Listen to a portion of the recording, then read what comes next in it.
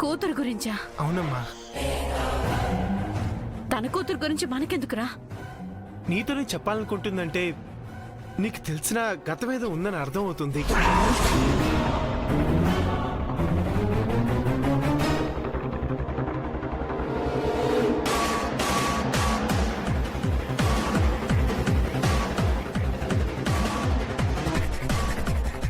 పిల్లని కాపాడిన ఆవిడ తన బిడ్డని ఖచ్చితంగా గుర్తుపడుతుంది. ఇంతకీ ఆవిడెవరు డాక్టర్? ఎక్కడికి వెళ్ళింది? గతంలో బలరాం గారి చేత ఊరు నుండి వెలువైపడ్డ తిరిగిపోతు వైశాలి మేడం. రామ్మా. ఏం అవసరం లేదు, మనం వెళ్ళిపోదాం పదండి. కొన్ని నిజాలు బయటపడే సమయం వచ్చింది సుభద్ర, నువ్వు ఆపలేవు. పద. మీరెలా అంటే? ఏమైందమ్మా, నువ్వు ఎందుకింత వెనకడిగేస్తున్నావు? అది కాదురా, మనకు సంబంధం లేని విషయం మనకెందుకని, అందుకే. సంబంధం లేని విషయమా?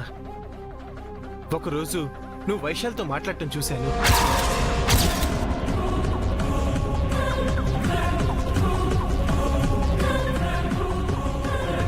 ఆ రోజు నువ్వు వైశాలికి దండం పెట్టడం కూడా చూశాను. ఏమీ సంబంధం లేకపోతే ఆ రోజు నువ్వు ఎందుకలా చేస్తావు? అది కాదురా, నేను... ఇంకేం మాట్లాడుకో, పదమ్మా.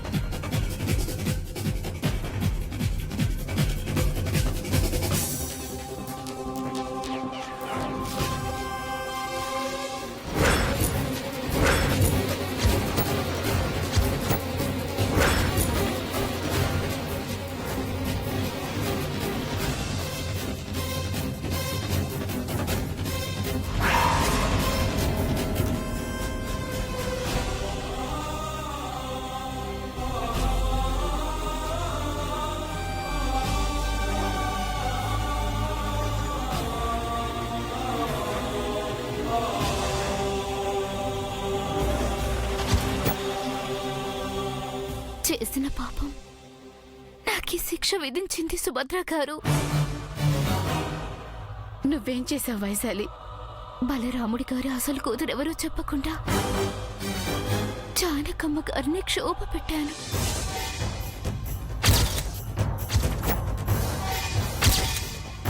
ఇప్పుడు ఆ విషయాలన్నీ ఎందుకు వైశాలి?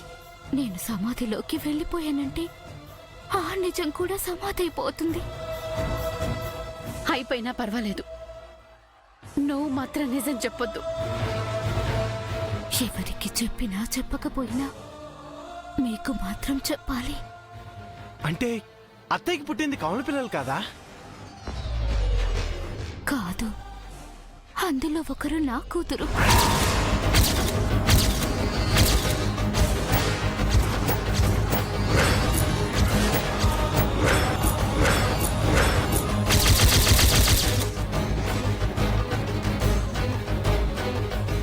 ఒకరు మీ కూతురా? అసలేం జరిగిందంటే,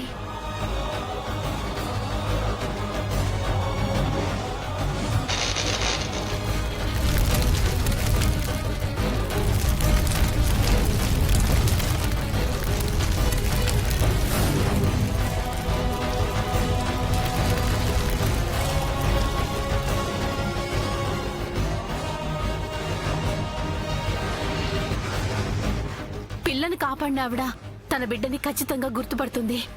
ఇంతకీ ఆవిడెవరు డాక్టర్? ఎక్కడికి వెళ్ళింది? గతంలో బలరాం గారి చేత ఊరు నుండి వెలువైపడ్డ తిరిగిపోతు వైశాలి మేడం.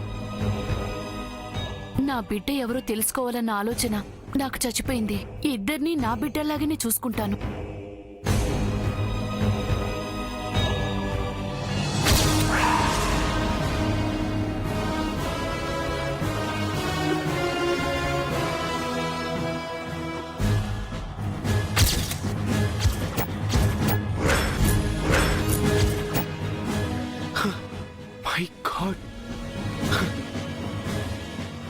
మరి ఇద్దరిలో మావయ్య కూతురు ఎవరు, మీ కూతురు ఎవరు? వద్దు వైశాలి, చెప్పొద్దు. నువ్వు ఉండమ్మా.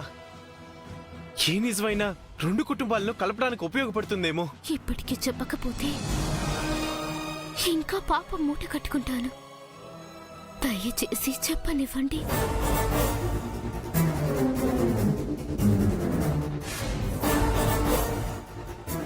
పద్మావతి అలివేలుల్లో నా కూతురు ఎవరంటే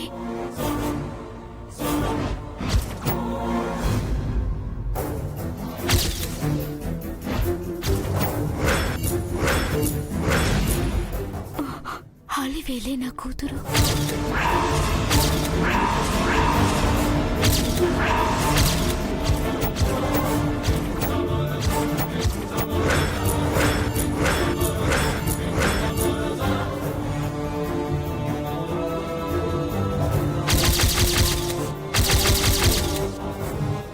అలివేలా? అవును.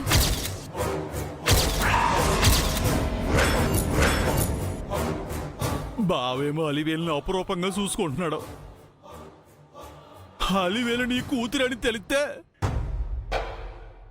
ఇంకేమన్నా ఉందా, మొక్కల మొక్కల కింద నరికేస్తాడు. ఈ నిజం ఆ నోట ఈ నోట చేరి అన్నయ్య వరకు చేరుతుంది. అందుకే చెప్పొద్దన్నాను. ఇద్దరిలో ఒకరు నా కూతురని తెలుసు, కానీ అలివేలే నా కూతురని కోరింటాకు ఫంక్షన్లోనే తెలిసింది.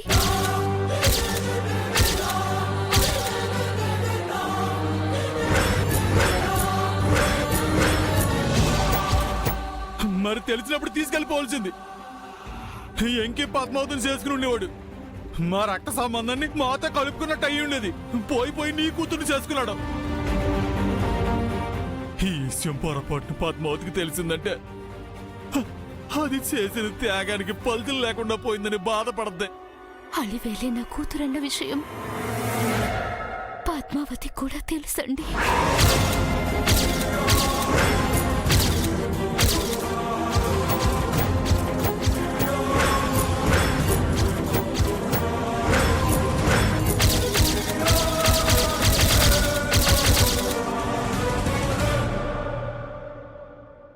ఏమన్నా వైశాలి, ఈ విషయం పద్మావతికి తెలుసా? తెలుసు. ఎలా?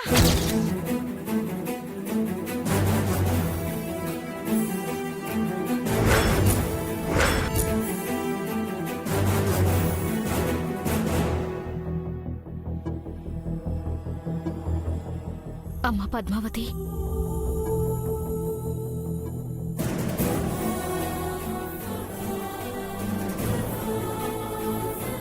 ప్రేమించిన వాడిని దూరం చేసుకుంటే ఈ కన్నీళ్లు కలకాలం ఉండిపోతాయమ్మా. మీ బావ అలివేలు మెల్లో తాళి కట్టడానికి ఇంకా సమయం ఉంది. ఇప్పటికైనా మించిపోయింది లేదు.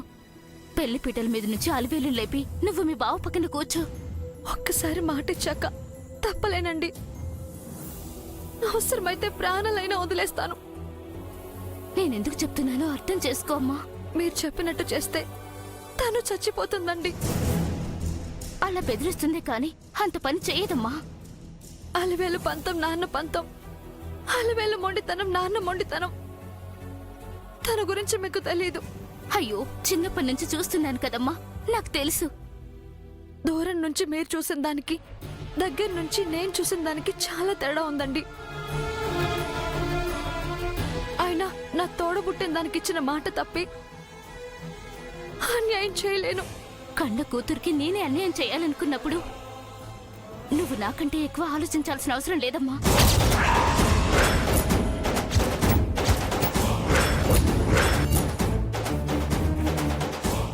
ఏమంటున్నారు మీరు? అవునమ్మా, అలివేలు నా కూతురు.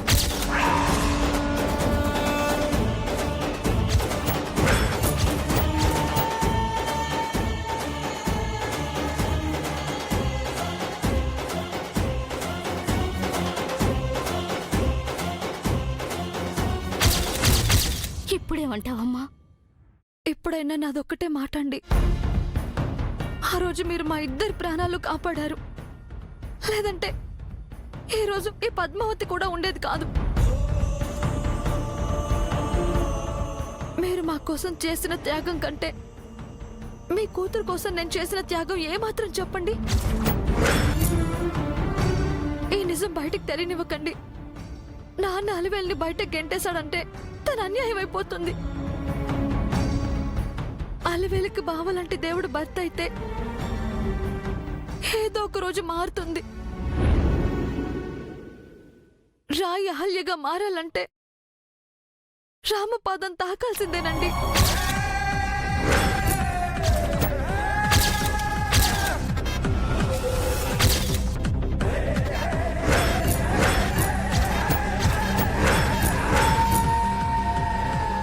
నేనంతలా చెప్పిన తర్వాత కూడా ఎంతో గొప్పగా ఆలోచించి అంత పెద్ద త్యాగం చేసింది. పద్మావతి త్యాగానికి హద్దుల్లేవు.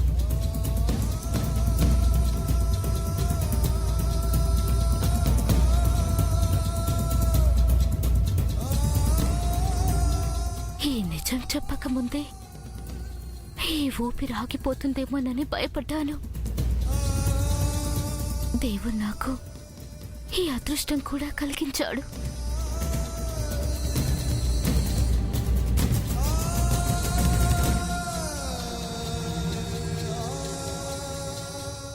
చనిపోయే ముందు చిన్న కోరిక కోరుతున్నాను, తీరుస్తారా?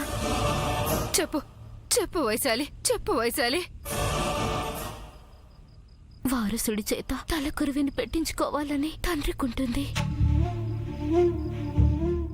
నాకు నా కూతురి చేత తలకురువిని పెట్టించుకోవాలనుంది. నీకేం కాదు వైశాలి, నువ్వు నిన్ను నూరేళ్లు బ్రతుకుతావు. బతకాలనే ఆశున్నా ఆ అవకాశం లేని దాన్ని. మీ ఓర్పు నా మనసుకే కాని నా మృత్యువును ఆపలేదు.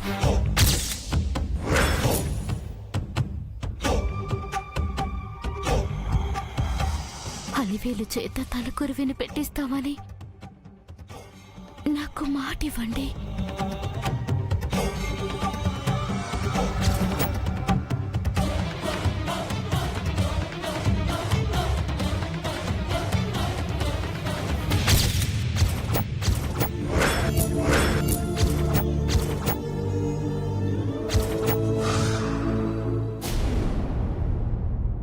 నాన్నా, పెళ్లి చూపులకి రమ్మని పెళ్లికొడుకి చెప్పేశాను.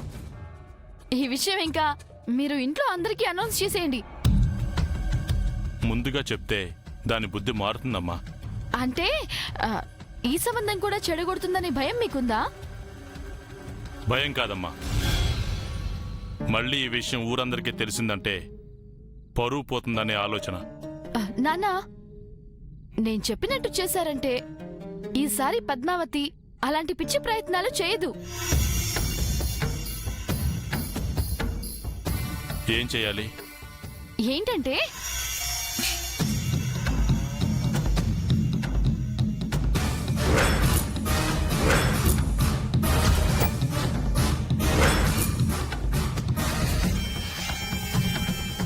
ఎలా ఉంది నా ఆలోచన?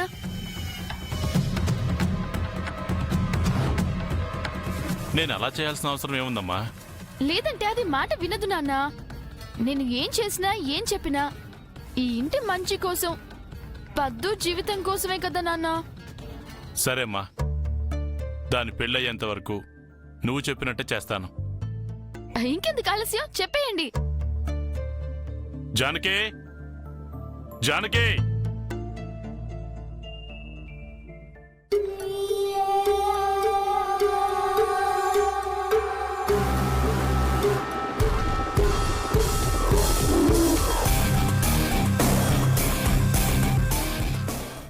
జానకి, బామ్మా! జాన్, ఏంట్రా రాముడు? నీ ముని మనవరాల్ని పిలు. పద్మావత? అదెందుకిప్పుడు? పిలవమని చెప్తున్నానా? ఆ? అమ్మా పద్మావతి, పద్దు, ఇట్రామా.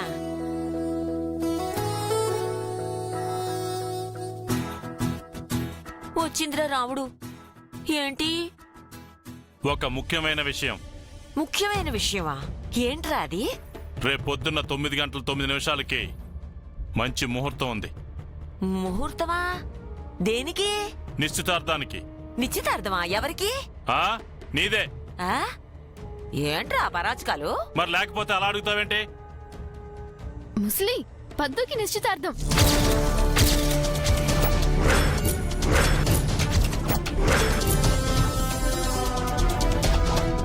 అబ్బాయి ఎవరో తెలీదు, పెళ్లి చూపులు కాలేదు, అప్పుడే నిశ్చితార్థం అంటావేంట్రా? పూని ఒకవేళ పద్మావతి ఇష్టపడిన అబ్బాయి అనుకో, మనం నిశ్చితార్థం చేద్దాం అనుకోవడంలో ఒక అర్థం ఉంది. అది ఇష్టపడిన వాడు వస్తాడో చస్తాడో ఎవరికి తెలుసు.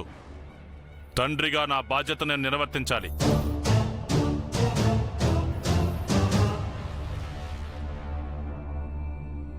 బక్కూరు నుంచి అబ్బాయి వస్తున్నాడు. అన్ని విధాలా తగినవాడు.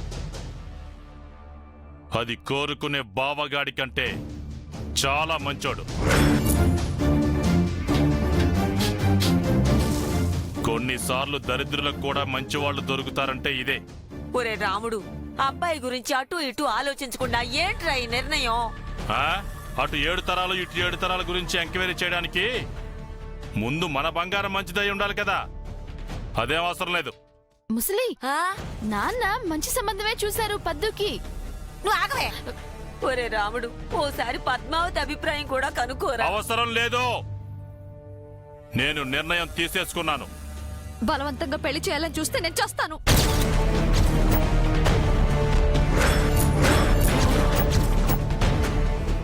ఏంటి చస్తావా? ఆల్రెడీ నువ్వు చేసిన పనుల వల్ల నేను సగం చచ్చాను.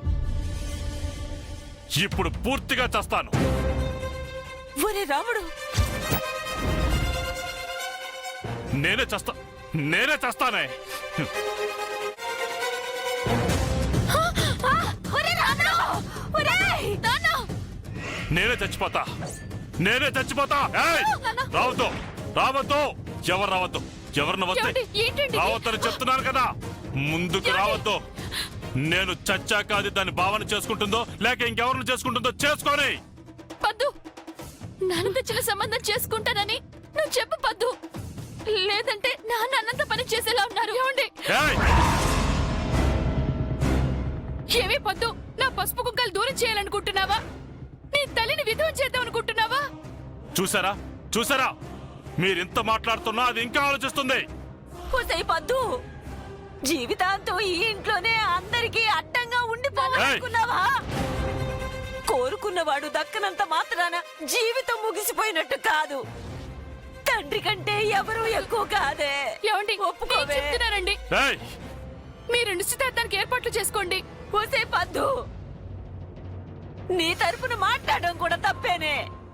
నీలాంటి దానికి ఎవరినో ఒకరిని కట్టబెట్టి పంపించేయాలి. చూసారుగా మీరందరూ మాట్లాడుతున్నా అది సైలెంట్ గా ఉందంటే ఏంటి దాని అర్థం? నన్ను చావమనే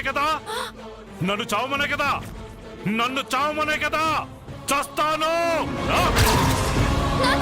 రాముడు!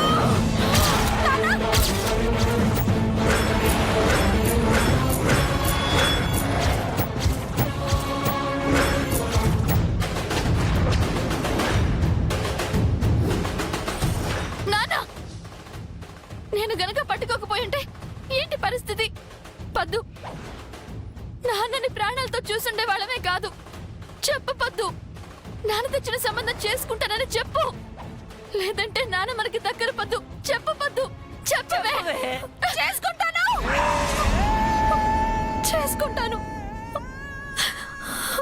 నాన్న తెచ్చిన సంబంధమే చేసుకుంటాను.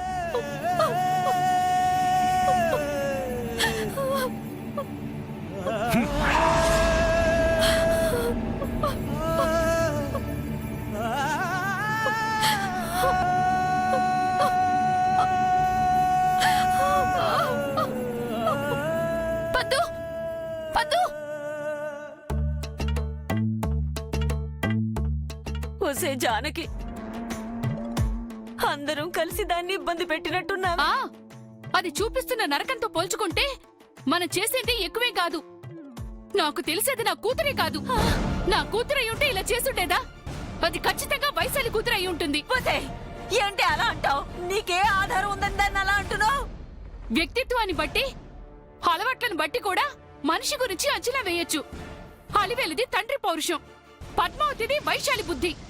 ఆ వైశాలి నాకు నిజం చెప్పాల్సిన అవసరం లేదు. అలివేలి నా కూతురని నాకు తెలుస్తోందిలే.